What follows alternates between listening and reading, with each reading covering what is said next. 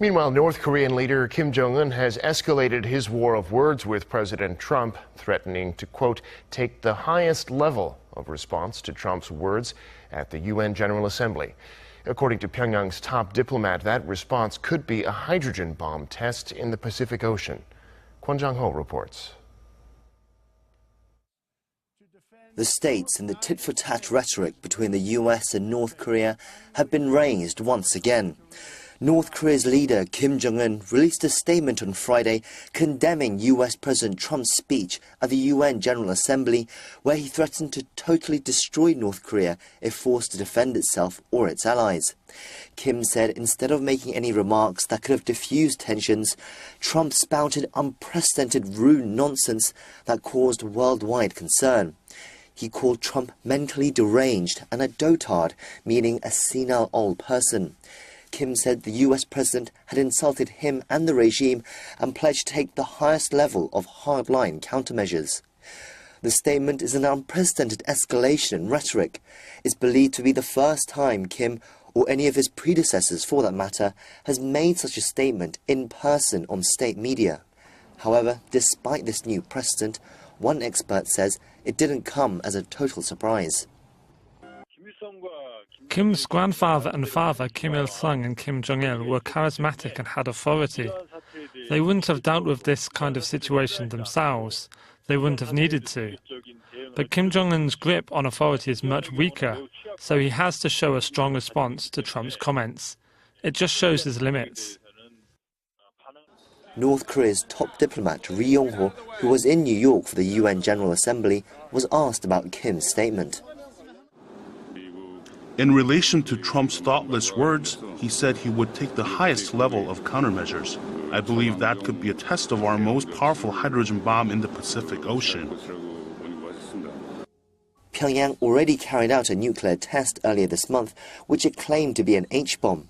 But a detonation in the Pacific Ocean would be considered a massive step in provocations, especially as it would be outside of North Korea's borders. But for now, experts are skeptical such test will come anytime soon. I believe they are technically capable of carrying it out, but I think it should be seen as an introduction to a new threat card on the U.S. They are first more likely to continue test firing Hwasong-14 ICBM missiles into the Pacific, and then later use that to make further threats about testing an H-bomb there. Kwon Jang-ho.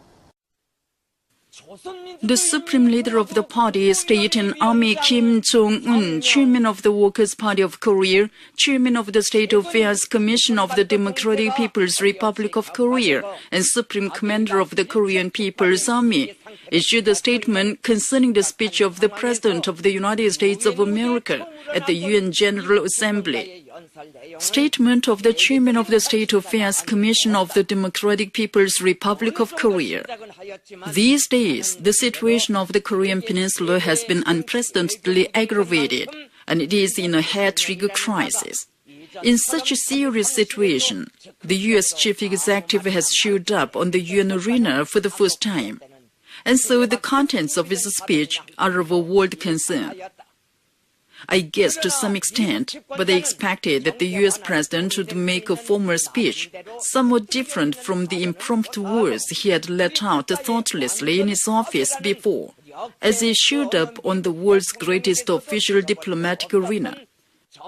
Far from making a persuasive speech in his own way, the speech which can be helped to easing the situation, however, the U.S. chief executive said unprecedentedly violent and crazy words such as complete destruction of our state, which could not be heard from the former successive U.S. presidents.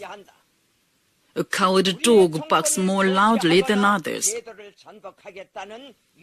I advised Trump to seriously choose appropriate words before speaking, in consideration of his opponent, when he is going to speak in the face of the world. The U.S. president openly utters on the UN arena his immoral will to completely destroy a sovereign state beyond the limit of the threat to change our government or overthrow our system. His lunatic and crazy act makes even a normal man lose his reason and discretion and composure.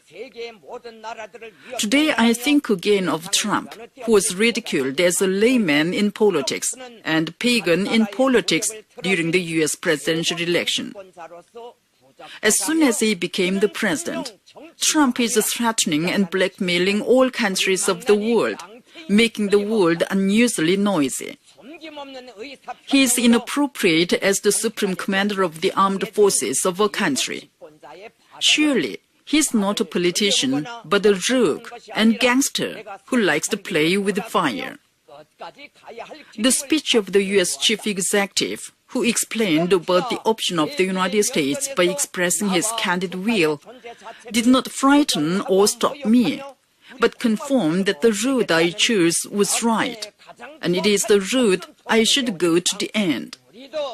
Since Trump has denied and insulted myself and the existence of our state itself, and made the most ferocious declaration of war to remove the DPRK in the face of the world, we'll also seriously consider taking the toughest countermeasures corresponding to it. It is the best way to show inaction to the old crook who says what he wants to do without understanding what others say. I, as a man representing the Democratic People's Republic of Korea, will stake the dignity and honor of our state and people, and all of mine, to make the U.S. Supreme Commander pay for his outbursts, such as the extermination of our republic. This is not a rhetorical expression Trump likes. I'm seriously thinking of why Trump uttered such unnatural words in anticipation of a backlash to what extent. Let Trump think of something, but he will see the result beyond his thinking. We'll punish the crazy old crook of the United States with fire.